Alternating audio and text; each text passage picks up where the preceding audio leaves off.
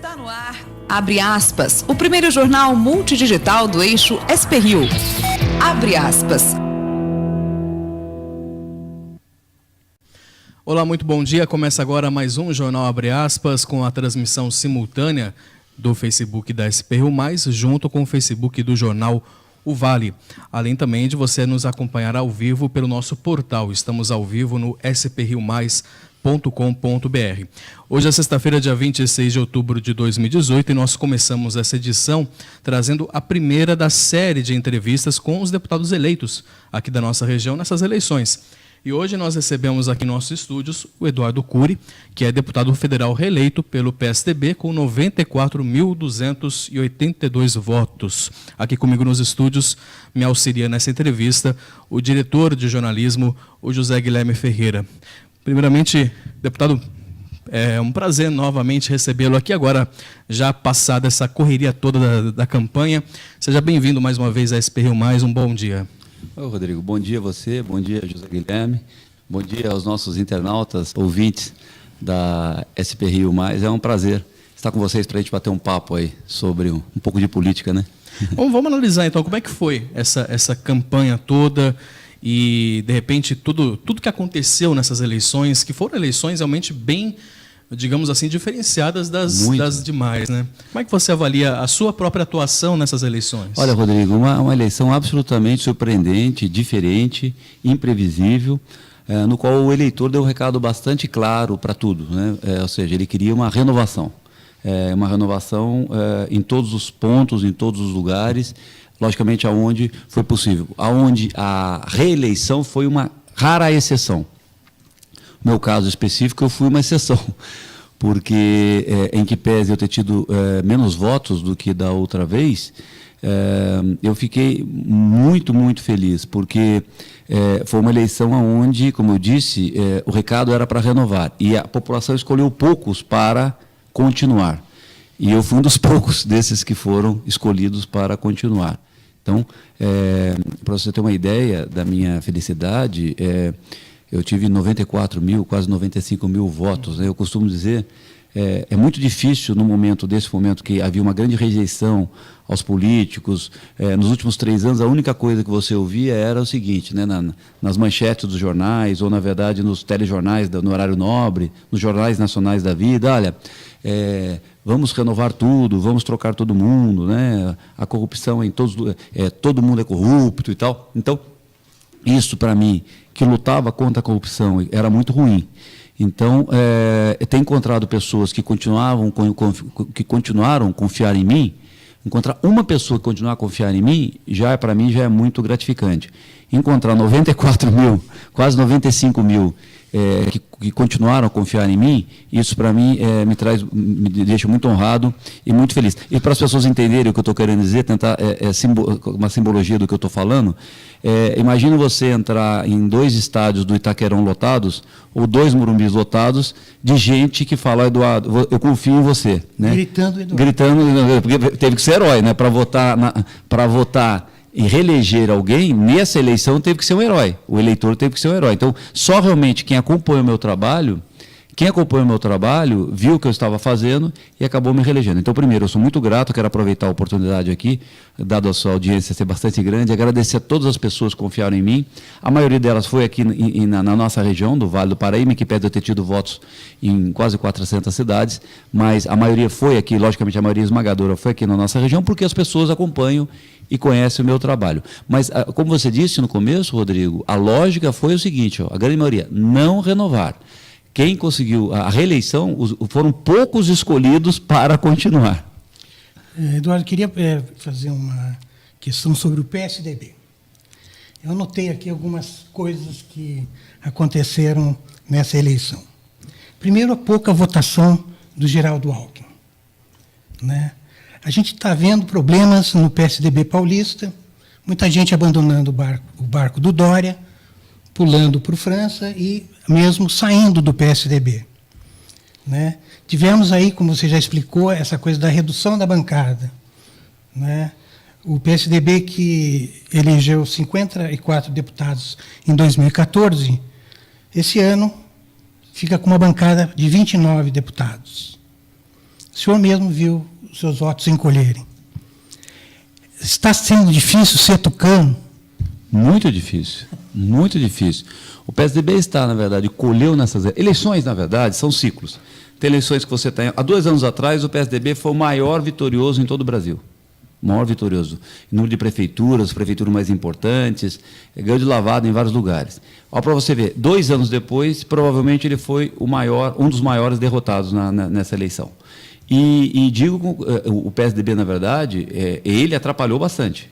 Por quê? Não por causa da eleição, Zé Guilherme, porque foram erros cometidos ao longo desses 20 anos, no meu entendimento, que culminaram nessa eleição do eleitor falar assim, olha, agora deu, ou agora a minha paciência deu e eu vou tentar uma coisa nova.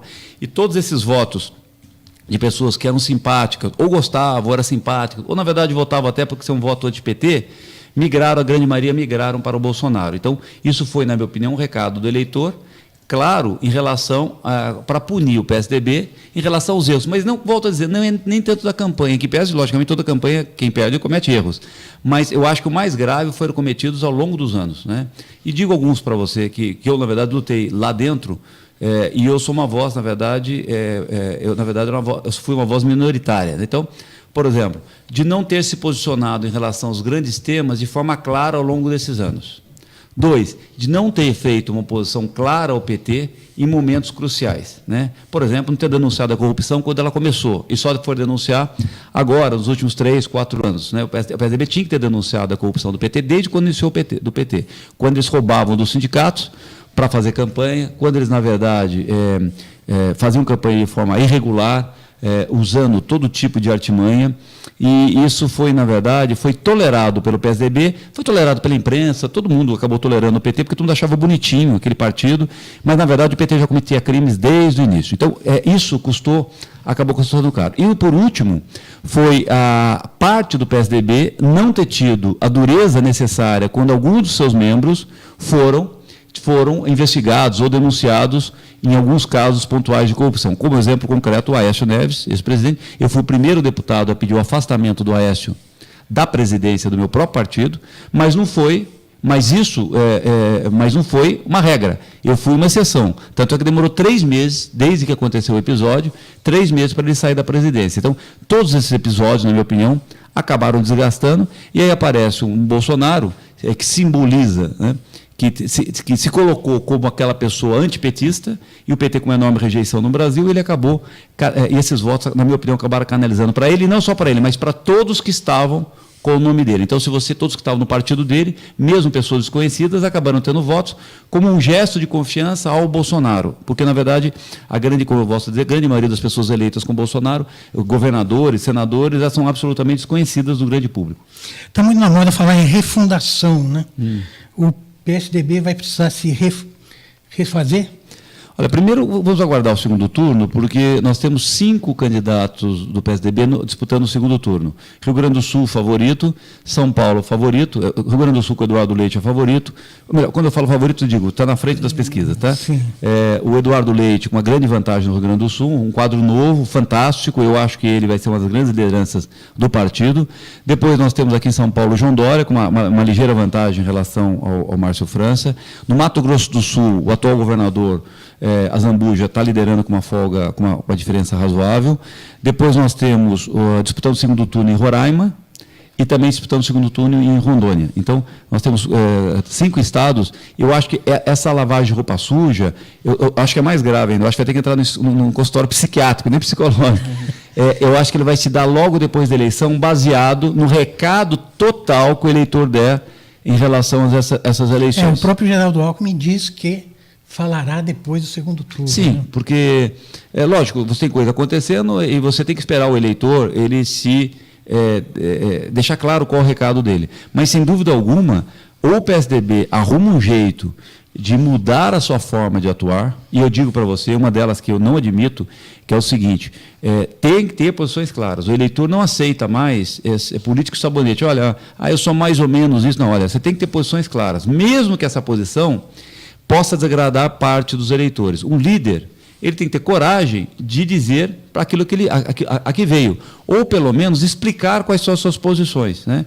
É dessa forma que o eleitor, o cidadão, se sente seguro em apoiar ou não um candidato. Deixa eu, você me permita colocar Lógico, você. lógico. É um nome forte aqui na região, ligado sempre ao PSDB e tudo mais. Eu queria fazer uma provocaçãozinha. Diante dessa insatisfação que você está tendo com o partido, é possível uma avaliação futura de repente, até mesmo se desfiliar do partido? Porque essa insatisfação ela está nítida em algumas lideranças do PSDB. E, diante dessa avaliação toda, isso, primeiramente, está sendo repassado. Você consegue repassar essa insatisfação sua para a direção do PSDB? E como é que está essa análise? Sim, não só eu, mas um grupo de deputados novos. Nós éramos nós somos aquele grupo que, não sei se vocês acompanharam na imprensa uns 2 anos atrás, os cabeças pretas, né? Até comentei com vocês algumas vezes aqui, quando eu estive sendo entrevistado aqui na SP Rio. E esse grupo, na verdade, ele não aceita mais algumas práticas e algumas posturas que o PSDB adotou ao longo desse tempo. Nós temos expectativa que isso mude, que seja um novo partido depois dessas eleições. Mas caso ele não mude, não é descartado que não só eu, mas outros parlamentares deixem o PSDB caso ele insista em seguir naquela trilha que, na verdade, foi desconectada com a sociedade. Um partido só tem sentido existir se ele estiver conectado com a sociedade, né? Ele não pode viver de dinheiro público, ele não pode viver de dinheiro de corrupção, ele tem que viver conectado com o apoio da sociedade. Um exemplo muito claro agora está sendo aí os apoiadores, sem botar juízo de valor, se está certo ou está errado, mas foi os apoiadores do Bolsonaro, ou seja, não tinha um partido, eles montaram uma rede de apoio absolutamente fora do sistema político partidário e conseguiu conversar e conectar com pessoas que estavam descontentes, e uma parcela da sociedade se sentiu abrigada, mesmo sem ter um partido político representando. O partido apareceu na eleição só, mas eles estavam conectados, volto a dizer, sem botar juízo de valor, mas eles conseguiram se conectar com as pessoas, coisa que os partidos, aí eu não estou falando só do PSDB, coisa que nenhum outro partido tem conseguido, ou seja, na minha opinião, eles estão desconectados com a sociedade. E eles conseguiram uma bancada grande, né? 52 deputados do PSL. Sim. E o PT 56. Então, na verdade, está refletido aí o segundo turno, né? Exatamente. Grande parte a maioria desses deputados foram eleitos pela internet, foram eleitos pela rede social, são pessoas que desconhecidos do eleitor. Nós temos um caso, um deputado eleito, se não me engano, do Distrito Federal, que ele mora no Brasil, né? Ele fez campanha pela internet, ele mora nos Estados Unidos e foi eleito deputado federal pelo Brasil, é brasileiro, mas ele não mora no Brasil. Você tem vários casos, como o Rio de Janeiro, de um candidato que não foi eleito nem para vereador, há 2 anos atrás, e foi o mais votado do Estado para deputado federal, porque anexou no seu nome o nome Bolsonaro, né? Então, você teve esse fenômeno, as pessoas deram esse voto de confiança, só que agora nós temos que conhecer essas pessoas, porque uma das dificuldades que eles vão ter, na minha opinião, é que, diferentemente dos outros partidos, que existe uma unidade de pensamento, que se você está no partido, você milita ali há algum tempo, provavelmente é porque você concorda com algumas teses desse partido. Como essas pessoas, a maioria delas não se conhecem, elas são todas, cada uma unidade na internet, ao chegar em Brasília, ou chegar nas assembleias, elas não, tirando a questão de apoiar o Bolsonaro, tirando a questão de ser alguns valores conservadores, né?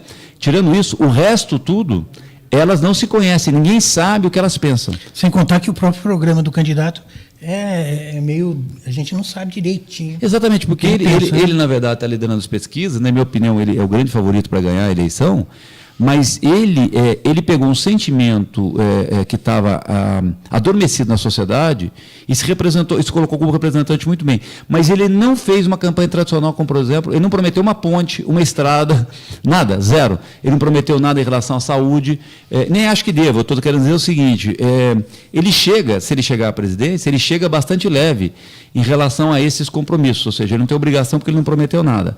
Por outro lado, esse grupo de pessoas, junto comigo, porque eu vou estar representando parte da nossa população lá também, a partir de 1º de fevereiro, vai ter que votar coisas, não tem como fugir desses temas, porque na internet você é a favor de tudo, contra nada, e você fica bem com todo mundo. Na hora que você tem que votar, não tem, aí você tem que se posicionar, sim ou não.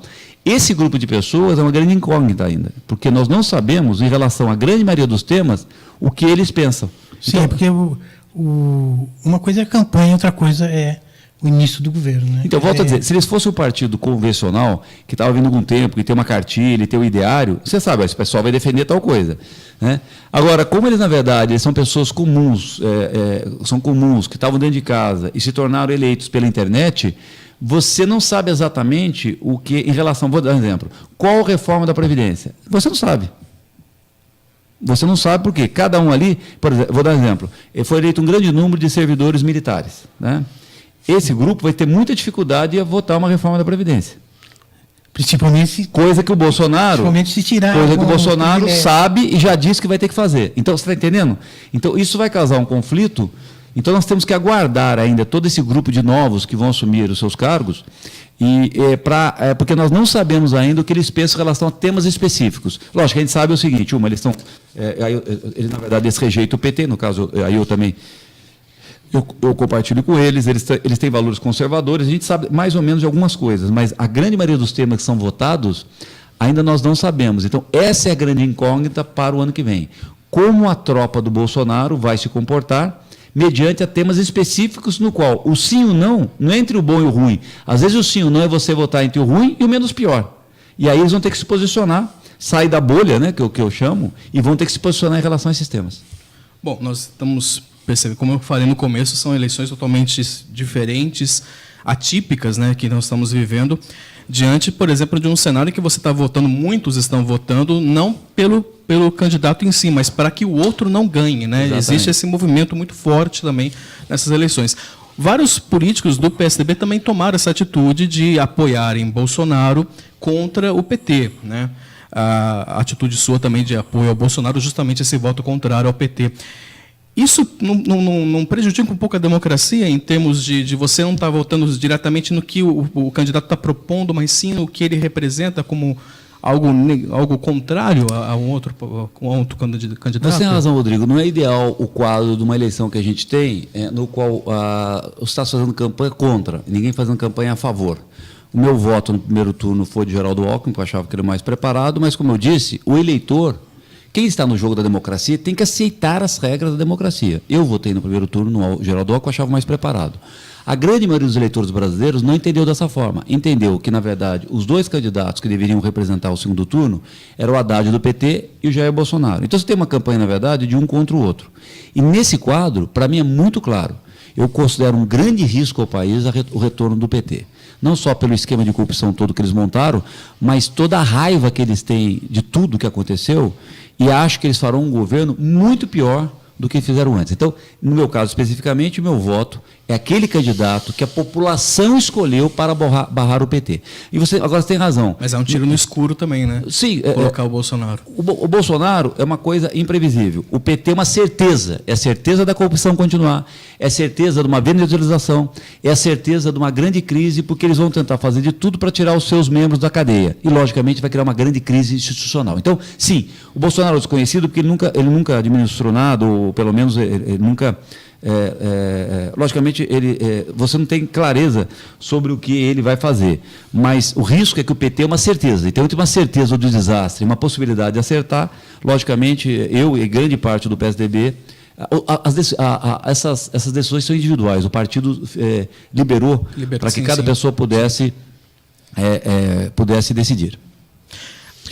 Bom, eu queria aproveitar a sua experiência como prefeito de São José.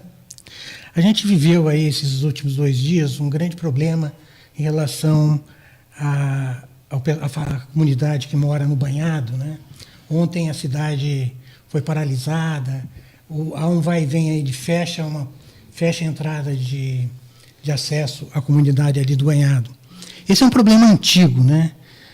Como é que você vê essa situação da comunidade do Banhado? Olha, José Guilherme, eu não estou por dentro dos detalhes especificamente, né? Eu sei que acontece há muito tempo, é o seguinte, existe uma parcela da população, ali não pode continuar porque ali é uma área de proteção ambiental. Então ali as famílias vão ter que sair aos poucos, né? A prefeitura está fornecendo casas, indenização, elas estão saindo aos poucos. O que existe uma resistência muito grande do núcleo do crime que ainda continua lá, que na verdade se aproveita das pessoas mais pobres, as ameaçando, juntamente com o PT fazia isso muito, né? O PT tinha um líder que ficava lá embaixo, e ele, mancomunado com o pessoal que na verdade ameaçava as pessoas, né, para impedir elas de sair, porque na verdade a hora que saísse, logicamente eles perdiam aquele ponto. O que a prefeitura, que eu sei que a prefeitura está fazendo é o seguinte, é dando segurança para que aquilo possa ser feita uma transição com tranquilidade, né? Então, na medida que vão saindo as pessoas, não tem sentido você permitir que tenham novas ocupações. Aconteceu comigo. Nós estávamos construindo casas para as pessoas saírem, e aí numa noite, o líder do PT, uma pessoa ligada ao PT em São José, ele pegou e, com o pessoal, a hora que falou, olha, nós não precisamos de polícia para isso. Nós retiramos a fiscalização, e no dia que estavam saindo as famílias, eles combinaram com outras famílias para invadir as casas, então você fica enxugando gelo, você fica pegando dinheiro de gente que trabalha para ajudar pessoas mais pobres até sua casa, e na verdade o problema não acaba nunca, porque eles não querem que o núcleo termine. Então, ali existe muita má-fé e aproveitamento das pessoas mais pobres. O que a prefeitura está fazendo, eu volto a dizer, não sei em detalhes, o que ela está fazendo é a seguinte coisa, na medida que as famílias vão saindo, nós vamos restringindo para evitar novas invasões, né?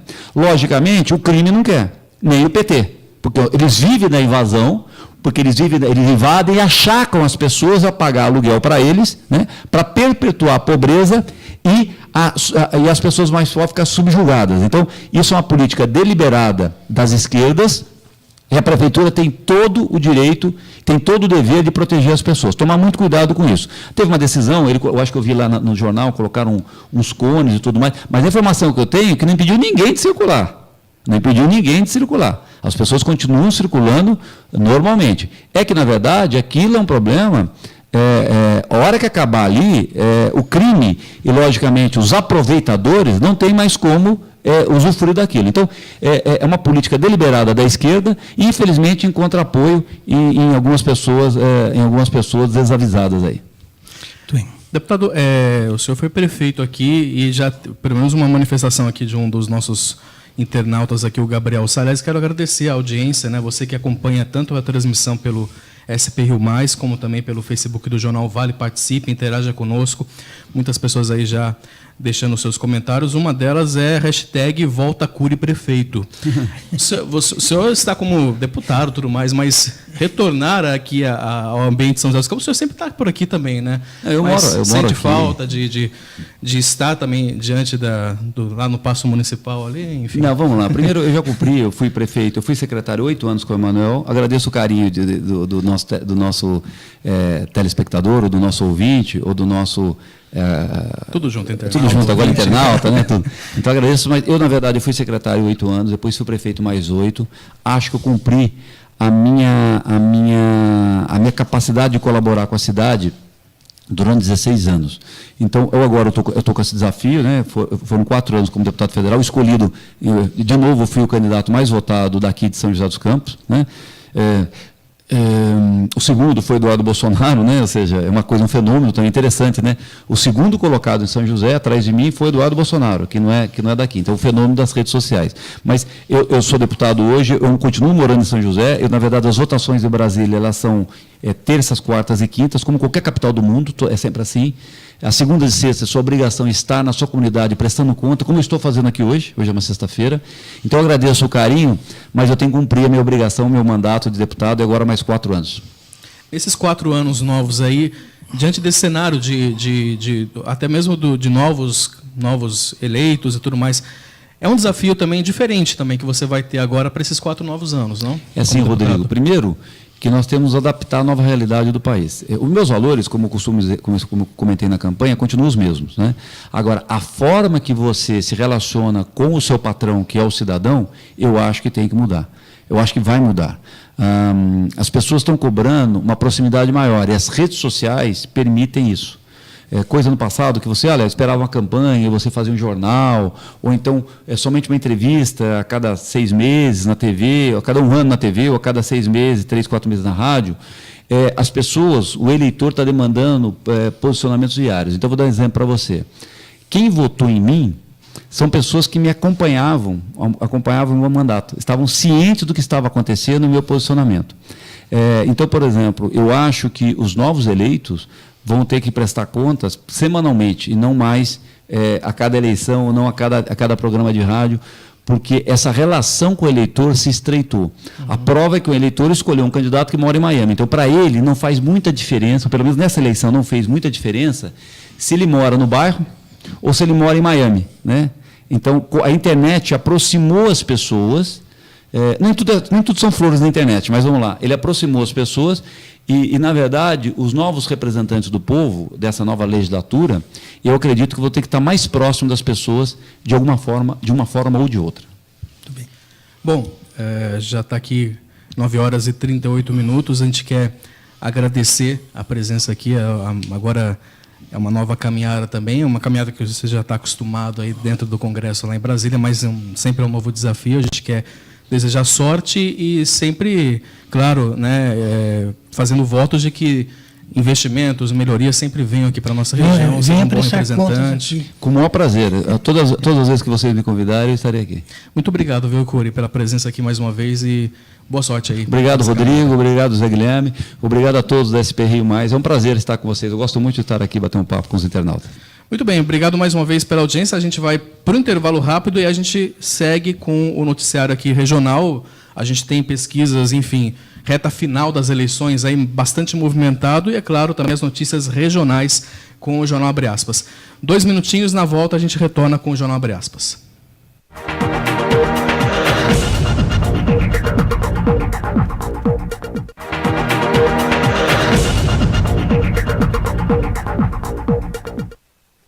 E retornando com o Jornal Abre Aspas, na edição desta sexta-feira, dia 26 de outubro de 2018, mais uma vez agradecendo a sua audiência, você que nos acompanha pelo Facebook da SP Rio Mais, junto com o Facebook do Jornal Vale e também pelo nosso portal spriomais.com.br.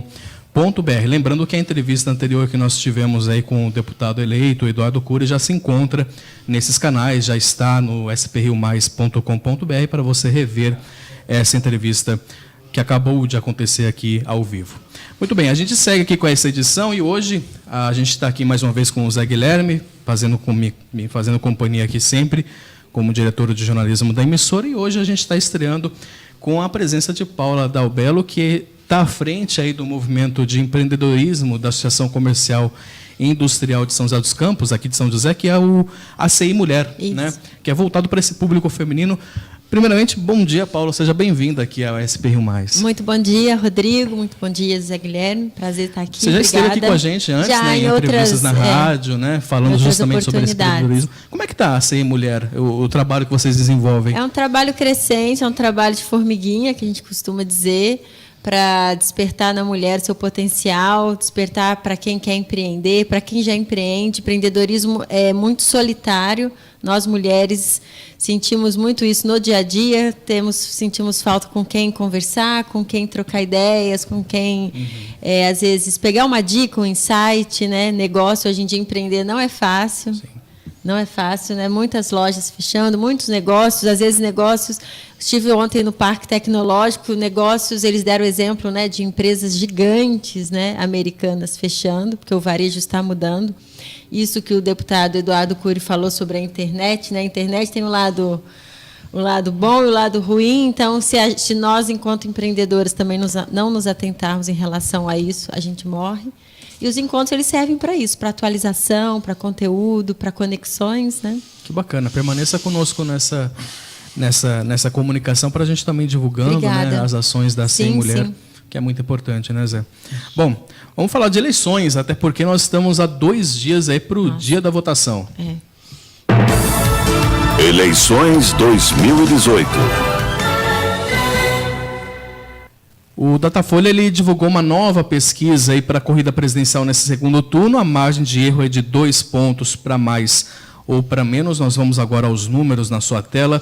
Entre os votos aí válidos, que são aqueles em que são excluídos, né, da amostra os votos brancos, nulos e os eleitores indecisos, o Jair Bolsonaro do PSL aparece com 56%.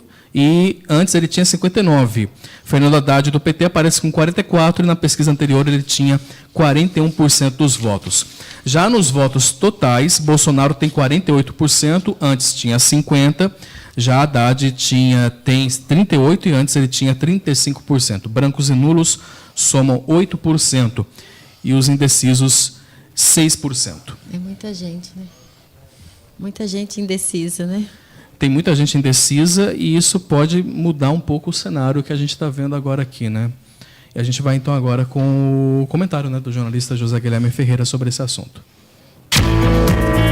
Eis a questão.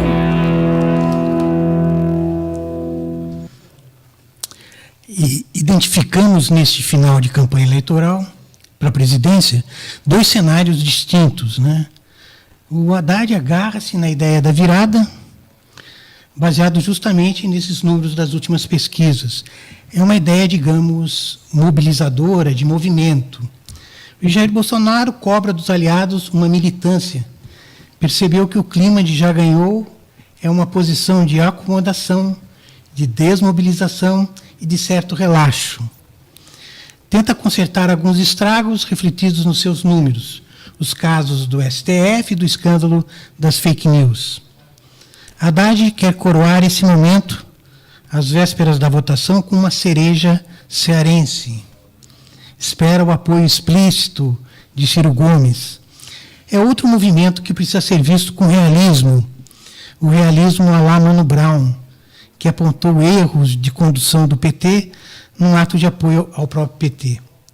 Essas alianças entre lideranças não são necessariamente as mesmas dos eleitores, né? E não necessariamente também trazem os votos necessários. Essas transferências não são automáticas. É preciso lembrar que muitos eleitores de Ciro o viam como candidato à esquerda que venceria Bolsonaro, com mais tranquilidade, seguindo as pesquisas, é lógico.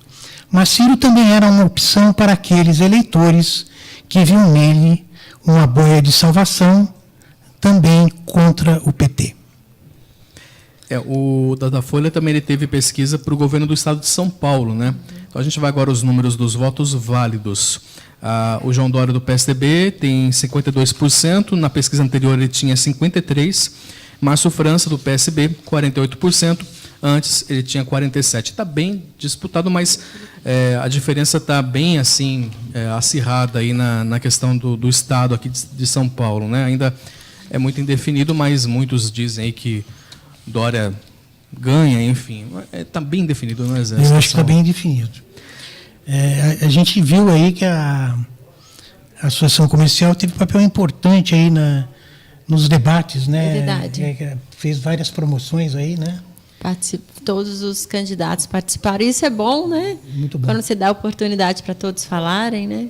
Deixar o cidadão tomarem suas decisões por si. Quanto mais informação, melhor, né? Informação é libertadora. Eu costumo dizer, conhecimento é poder. Exato. Né? Educação tem que estar na base de tudo também nesse país, né? Com a educação você evolui. Né? Você liberta a mente da pessoa e não tem manipulação mais. Bom, na agenda dos candidatos ao governo, ontem ocorreu o debate na TV Globo, né, o último neste segundo turno.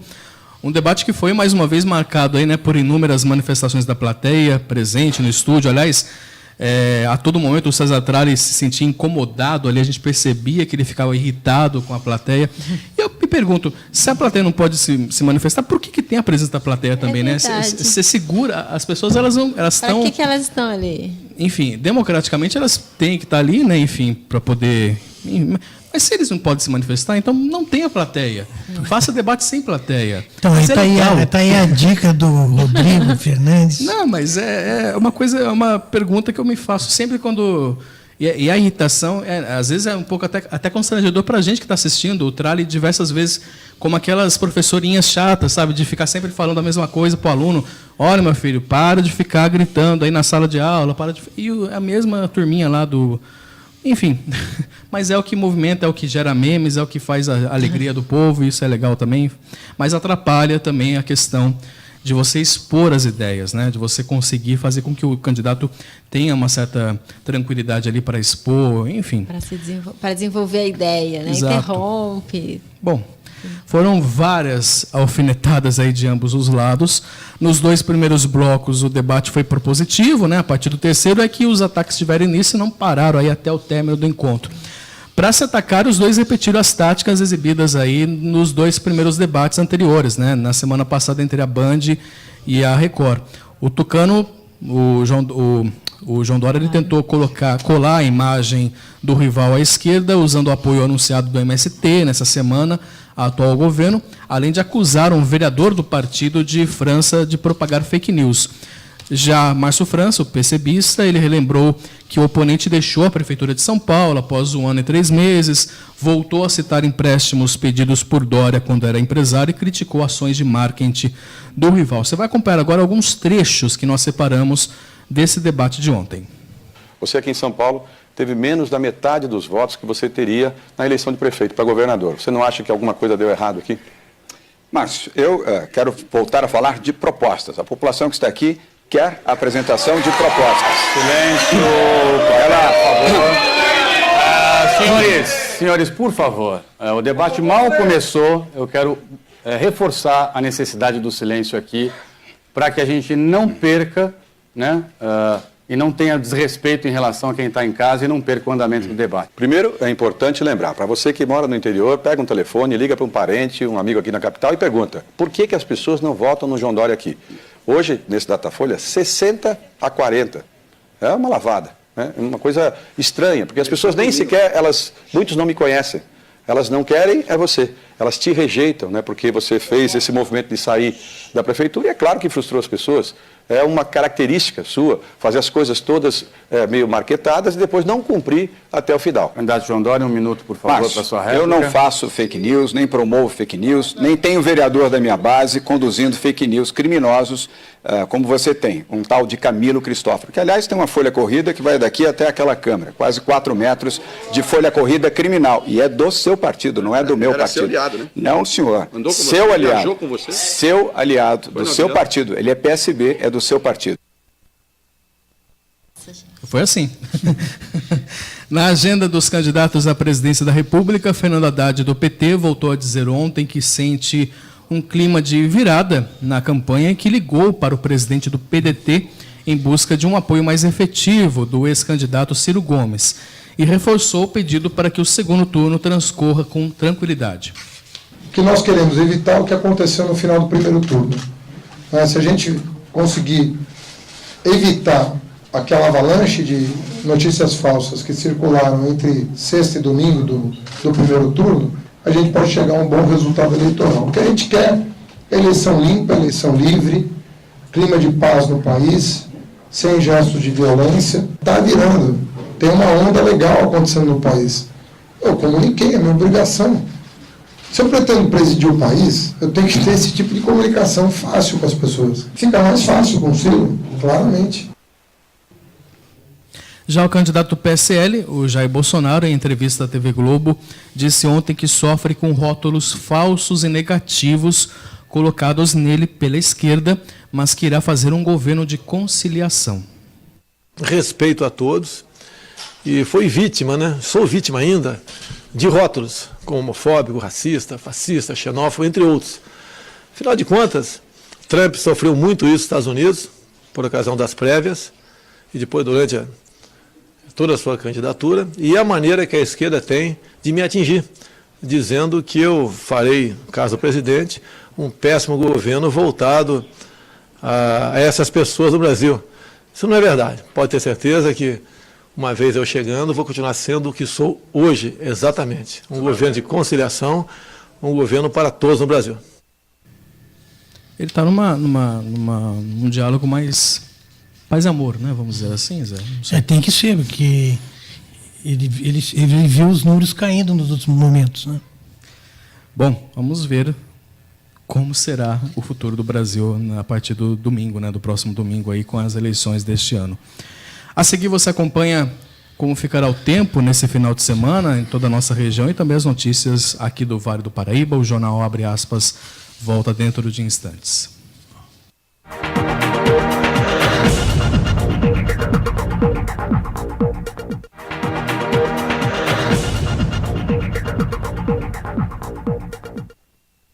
Retornando com a edição do Jornal Abre Aspas, e agora vamos saber como é que vai ficar o tempo em toda a nossa região, não apenas para hoje, mas também para o final de semana. Tem muita gente já querendo se programar e vai ficar esse tempo... Para votar, né?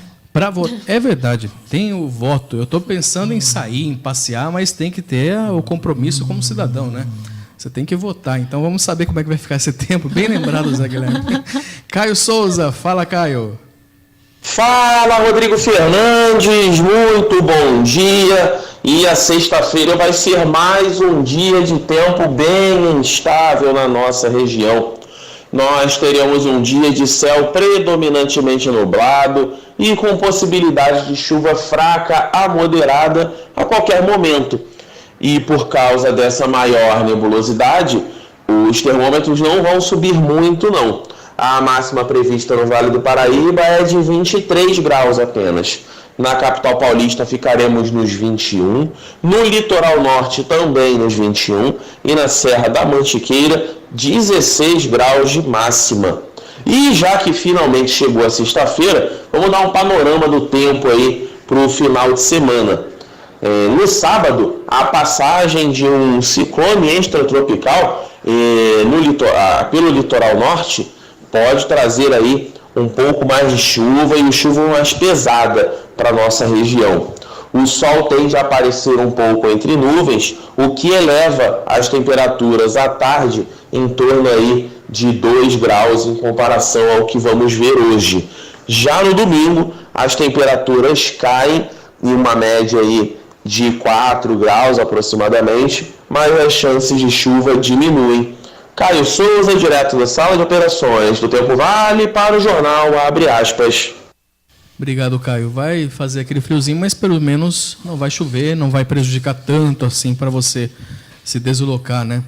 Aí para a sua região aí para votar. Exerça, né, a cidadania aí. Sim. E faça o voto. A gente tem percebido, no primeiro turno teve esse movimento, agora no segundo acho que talvez possa ter um movimento ainda maior de pessoas que não querem votar, que não vão votar, que preferem pagar lá a multinha pro tribunal, né, para poder se abster, mas depois também não tem como você cobrar, né, dos mais eleitos, do que um dever, né, é um direito conquistado. E eu gostei muito de a propaganda, né, de uma empresa que falou sobre os votos brancos e nulos, né, como se alguém estivesse escolhendo sanduíche por você. Então depois o que você falou, Rodrigo, não dá para reclamar. Bom, vamos com o noticiário regional aqui. Ontem São José dos Campos viveu mais um dia de caos no trânsito aqui da cidade por conta de protestos de moradores do Jardim Nova Esperança, na região ali do Banhado, após a prefeitura bloquear um dos acessos. Os moradores eles bloquearam algumas avenidas e ruas aqui da região central. Esse trecho que você está vendo agora aí, a imagem, é do cruzamento da Avenida Nelson Dávila com a João Guilhermino, aqui bem perto da gente, né, com bastante complicações ali. E teve motorista, ali você está vendo, a motorista voltando na contramão por conta aí desse caos aí gerado no trânsito. Durante toda a tarde o protesto permaneceu aí, interditando principalmente essa região ali, e somente por volta das 6h30 que o acesso foi liberado. Ele só foi liberado porque os moradores foram informados de que a justiça determinou, né, que a prefeitura liberasse o acesso. Então, de acordo com a liminar da Justiça, o fechamento da via pública naquele local, ele fere o direito de ir e vir dos moradores, é o que diz essa liminar. A decisão, ela destaca ainda que o bloqueio apresenta risco para a população, já que caso aconteça uma eventual catástrofe, os moradores teriam apenas uma rota de fuga. A prefeitura, então, ela tem um prazo de 24 horas a partir dessa notificação para retirar esse bloqueio. É uma pena, sob pena de multa diária fixada no valor de 100 mil, chegando até a R$1 milhão. A equipe do Jornal Vale, ele procurou a prefeitura informou que até então não tinha sido notificada dessa liminar. A gente tratou isso com o deputado Eduardo Cury, mas a situação realmente, pelo menos, complicada mais uma vez, né? O deputado Eduardo Cury colocou a posição do lado da prefeitura, né, de como um prefeito age. E ele indica aí que esses movimentos têm um fundo político, né? Vale checar isso, né? Precisa ser checado isso. Sim. Dados divulgados pela Secretaria de Segurança Pública de São Paulo apontam que o Vale do Paraíba acumula 270 assassinatos de janeiro a setembro de 2018, na contramão da tendência aí de todo o estado. Em 9 meses, a região registrou 255 homicídios, um aumento de 7,14% se comparado ao mesmo período do ano passado. E 15 latrocínios, uma queda de 11,76% comparado a 2017. No estado de São Paulo, durante esse mesmo período, o número de homicídios caiu 11,51% e o latrocínio teve redução de 25,27%. Contando somente os homicídios, a RM Vale, a região metropolitana do Vale do Paraíba, é a única região a ter ultrapassado a marca de 200 de vítimas em 2018. De acordo com a polícia, o tráfico de drogas responde por aproximadamente 70% dos assassinatos ocorridos no Vale. Então, cada vez mais reforçando essa questão da segurança e reforçando também o combate ao tráfico de drogas aqui na região. O incêndio atingiu uma oficina mecânica ontem no bairro Água Quente, em Taubaté. As chamas, elas consumiram um carro, uma moto e ferramentas que estavam guardadas no local. Segundo o Corpo de Bombeiros, a corporação levou pouco mais de 1 hora para combater essas chamas. Apesar dos estragos, a estrutura do prédio não ficou comprometida e, felizmente, ninguém ficou ferido. As causas do incêndio ainda serão investigadas. A Câmara de São José dos Campos aprovou o projeto do prefeito Felício Ramute, que mantém para o ano que vem os valores por criança atendida nos CEDINs, que são os Centros de Educação Infantil aqui da cidade. A proposta aprovada por unanimidade, define os valores per capita, para cada aluno do berçário até o pré, De acordo com a Prefeitura, os gastos são os mesmos em vigência neste ano. A diferença é que até agora os níveis eram decididos pela idade das crianças. São 4 níveis de pagamento. O valor para cada criança matriculada em período integral nos níveis berçário 1, 2 e infantil 2 é de R$ 395,27. Já para estudantes do ensino integral dos níveis infantil 2, pré-1 e pré-2, o valor chega a R$ 355,97. Na prática, esse projeto ele visa definir os valores ofertados para as instituições responsáveis pelo gerenciamento das escolas e creches da rede pública.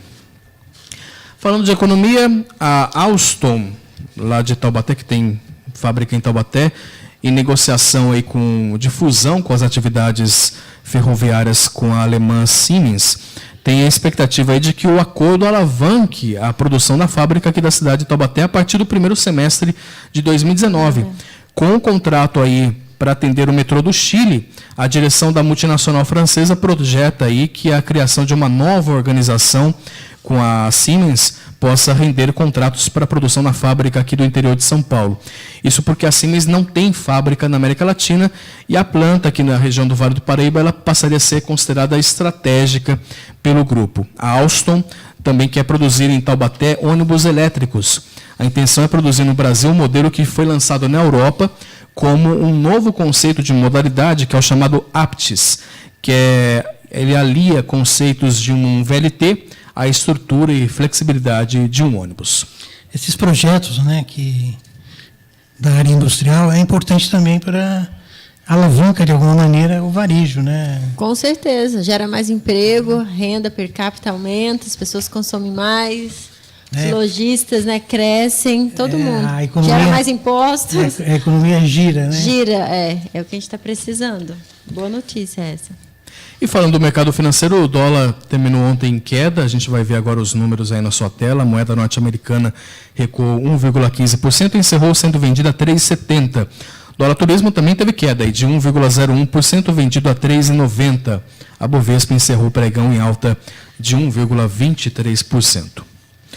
Em tese, também o mercado financeiro reage também ao cenário eleitoral, A gente está vivendo toda essa expectativa, Bom, mudando de assunto, a gente já está quase encerrando aqui o Jornal Abre Aspas, uma edição um pouco mais enxuta, até porque nós tivemos aí a primeira parte com a entrevista do Eduardo Cury. Aliás, eu esqueci de avisar, a gente também irá chamar os demais eleitos aqui da nossa região, A gente já tem pré-agendado com o Partido Novo também, que venceu aqui em Taubaté, E também com o PSL também, através aí da candidata também que acabou sendo eleita aqui. Então, portanto, tem também o PSB, são 4 candidatos a deputados que conseguiram se eleger nessas eleições, aqui na região nossa do Vale. Nós estaremos chamando aqui também para esse bate-papo, para essa prestação de contas, enfim, com a expectativa para esse novo mandato. Então, portanto, acompanhe a nossa programação aí, as nossas redes sociais, para ficar bem informado das datas e horários em que eles estarão sendo entrevistados aqui no jornal. Vamos falar de esportes? E começando falando da seleção brasileira. O Tite convoca hoje a seleção pela última vez em 2018. A convocação acontece hoje às 11 horas. No plano elaborado depois da Copa do Mundo, essa seria também a chance do técnico de fazer observações para a Copa América no ano que vem, já que o Tite pretende aí, na lista de março, chamar aqueles jogadores com quem deseja contar no torneio que será disputado no Brasil. Só que Tite vai ter dificuldades aí para montar a seleção ao seu gosto, né? Até porque aquela questão velha lá do calendário, né? O Campeonato Brasileiro não vai parar enquanto a seleção estiver reunida, isso entre os dias 12 e 20 de novembro, na cidade de Londres.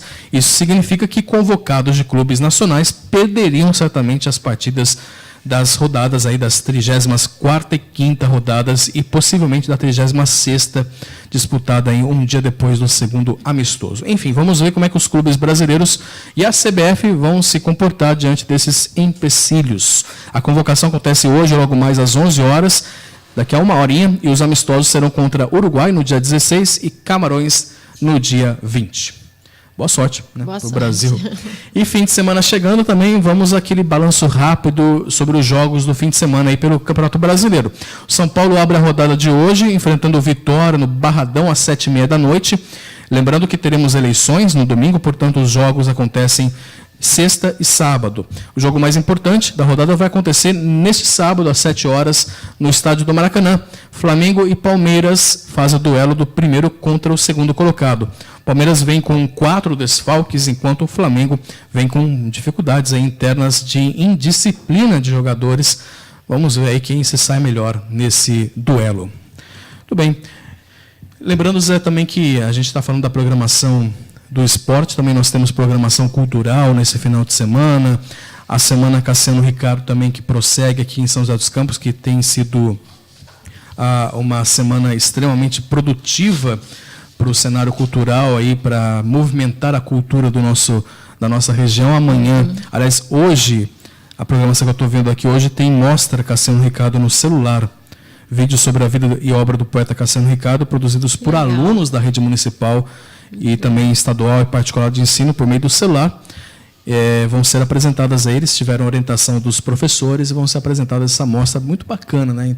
Integrar os alunos com a vida do Cassiano Ricardo, que muitas vezes o próprio joseense não conhece a vida. Não conhece, é verdade. E aí estimular também para que a criançada conheça essa obra e tudo mais. Então essa mostra acontece a partir da 1h30 no auditório Eumano Ferreira Veloso. É gratuito? Também, entrada de graça. Não tem desculpa, né, não gente? Não tem desculpa, né? São José tem várias iniciativas culturais, né, e esportivas gratuitas, eu gosto muito. O Parque Vicentino Aranha faz sempre. Então... Essa mostra acontece em várias regiões da cidade, então no site fccr.sp.gov.br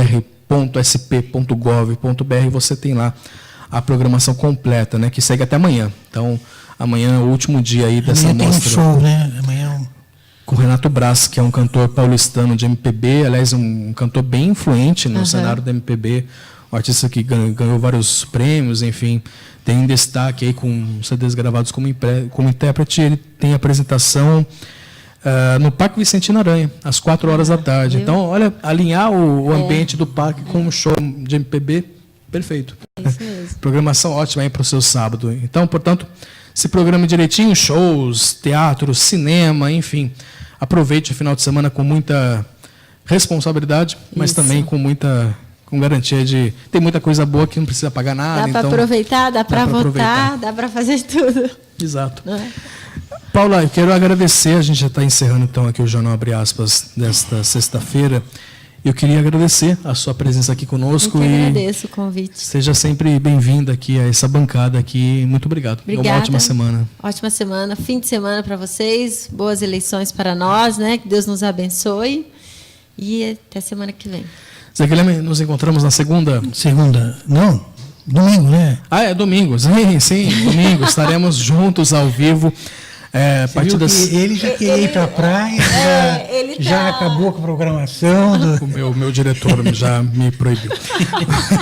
Estaremos com a cobertura completa das eleições nesse segundo turno, a partir das 3 da tarde, né, com boletins durante a transmissão. Legal. Então, e no Facebook, tanto da Esperrio como também do Jornal Vale, e a partir das 5 horas, com um programa mais extenso, aí, com convidados, enfim, também acompanhando regionalmente, né? E acompanhando a apuração, né? Exato.